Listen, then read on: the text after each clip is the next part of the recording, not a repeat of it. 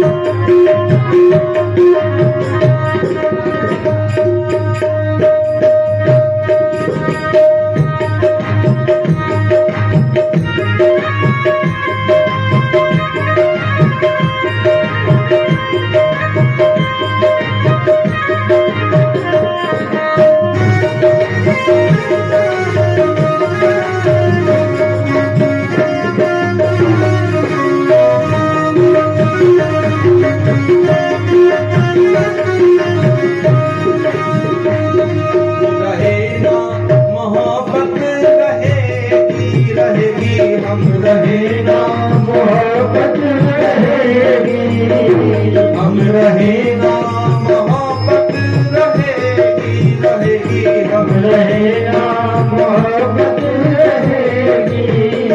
दास्तां अपनी दुनिया कहेगी, कहेगी दास्तां अपनी दुनिया कहेगी, दास्तां अपनी दुनिया कहेगी, दास्तां अपनी दुनिया कहेगी। दम निकल जाएगा रोशनी का, दम निकल जाएगा रोशनी का, साथ देती नहीं ये किसी का, किसी का साथ देती नहीं ये किसी का, किसी का साथ देती नहीं ये किसी का, किसी का साथ देती नहीं ये किसी का।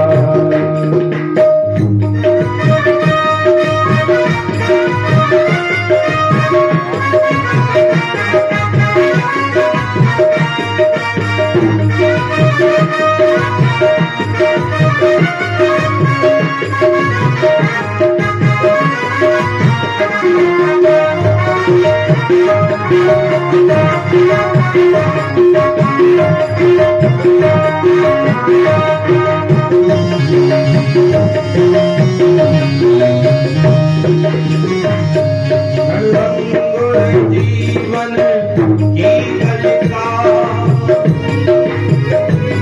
कल प्रात को जान खिली न खिली, कल प्रात को जान खिली न खिली, कल यात्री की शुचि शीतल रंग, सुगंध खमीर चली न चली,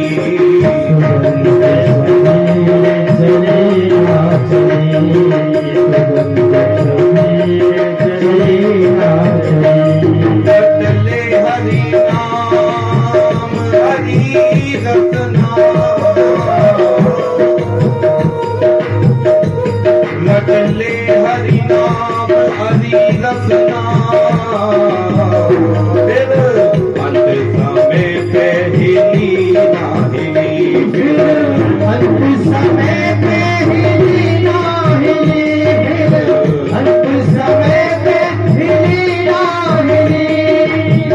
क्या भरोसा है इस जिंदगी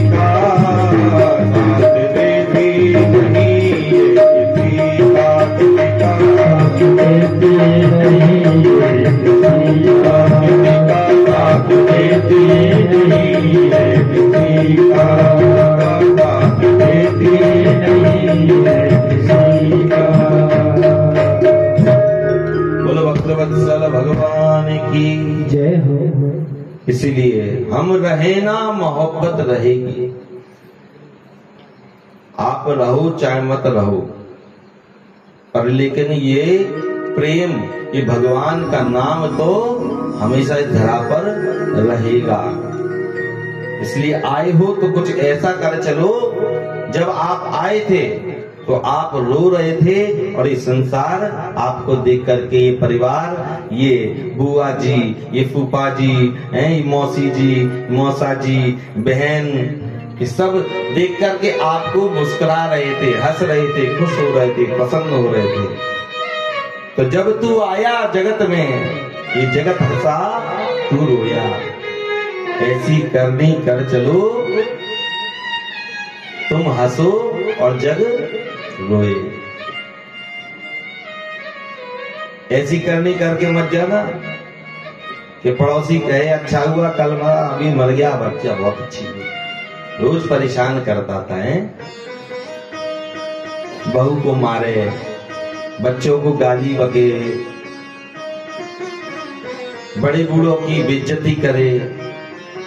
अच्छा हुआ मर गया, शांति से परिवार तो रहेगा कम से कम। तो ऐसे जीने से क्या लाभ है? ऐसे तो पशु भी जीता है। सोते आप लोग हो, सोता पशु भी है। खाते आप लोग हो, खाता पशु भी है। तो शास्त्र कह रहा है ऐसी करनी कर चलो, ये जगत रोए और तुम हंसते हंसते इस संसार से विदा हो जाओ। शंकराचार्य जी कह रहे हैं मरो तो ऐसे मरो कि बार बार मरना ना पड़े। अच्छा, मृत्यु से भय क्यों लगता है? कभी ये विचार किया है? भय तो सबको लगता है, डर लगता है। एक व्यक्ति आत्महत्या करने के लिए गया और जैसे ही आत्महत्या करने के लिए गया तो महाराज पहाड़ पे से कूदना चाह रहा था। अब भन्ना करके घर से पिंडक में आ गया, अब मैं रहूंगा ही नहीं, इस शरीर को ही नष्ट कर दूंगा। घर से निकल करके आया, पहाड़ पे से जैसे कूदने के लिए पैर आगे धरा तो नीचे खाई देखी तो डर गया, घबरा गया देख करके, अरे इतनी गहरी खाई, कैसे कूदूंगा? मरने के लिए जा रहा हूं और कहीं बच गया तो मर गया तो ठीक है, और अगर यदि गिरने के बाद बच गया तो फिर भैया ये संसार बड़ी बुरी कुगति कर देता है। एक टांग टूट गई तो एक टांग पे कैसे जिएगा? हैं? एक हाथ टूट गया तो टोटा ही हो जाएगा, कुछ भी हो सकता है। अरे हम ही तो सोच रहे कि आत्महत्या कर लेगा तो तू मर जाएगा, पर भैया जब तक तेरी नहीं आई है तो तू पहाड़ पे से भी गिरेगा तो वहां से भी बच करके आ जाएगा, अधूरा हो करके आएगा। फिर जो जीवन शेष रह गया उसको जीना और दुर्भर कर लेगा। आत्महत्या नहीं करनी चाहिए कभी भी, कितना ही भारी संकट आ जाए। मैं कथा में ये संदेश इसलिए कहता हूं कि आज के समय में व्यक्ति बहुत चुलबुला है, बहुत बड़ी बड़ी बातें करता है, बहुत समझदार हो गया, पर लेकिन सहनशीलता नहीं है। थोड़ा सा संकट आया, थोड़ा सा चिंता हुई तो अभिमान में इतना फूला हुआ है कि वो अपना दुख दर्द किसी से बांट भी नहीं सकता। सब दिखावे का संसार चल रहा है। बाहर से आदमी मुस्कुरा रहा है और अंदर से रो रहा है। आदमी की शकल से डर रहा है आदमी, आदमी को मार कर घर भर रहा है आदमी। इस आदमी को न जाने खा गई किसकी नजर, आदमी से दूर होता जा रहा है आदमी। जिता सासो जित संगो जित इंद्रिया। शुक्राचार्य जी महाराज ने कहा जिसकी मृत्यु होने वाली है उसको 4 बातें ध्यान में रखनी चाहिए। बता दूं वो 4 बातें हैं? सुनना चाहोगे तो महाराज काम की बातें पहले बताओ जाए। हाँ, जितासनो जितश्वासो जितसंगो जितेंद्रिय। जितासनो, जिसको जो व्यक्ति मरने वाला है उसको पहला कार्य करना चाहिए। अब सुन रहे हो तो ध्यान से जाकर के इसको आत्मसात करना। जितासनो, आसन को जीतो।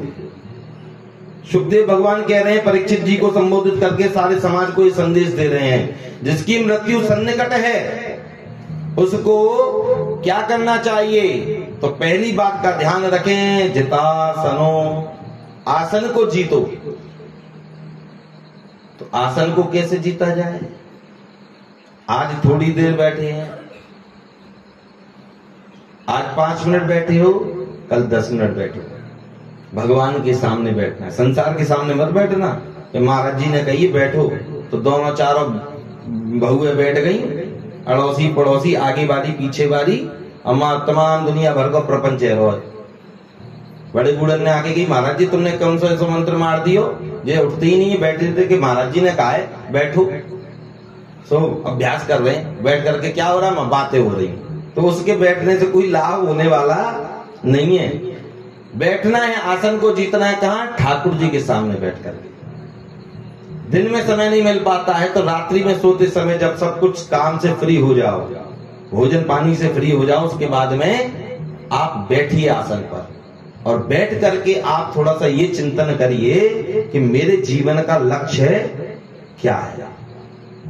क्या करना है? प्रश्न आपको अपने से, मेरे जीवन का लक्ष्य क्या है?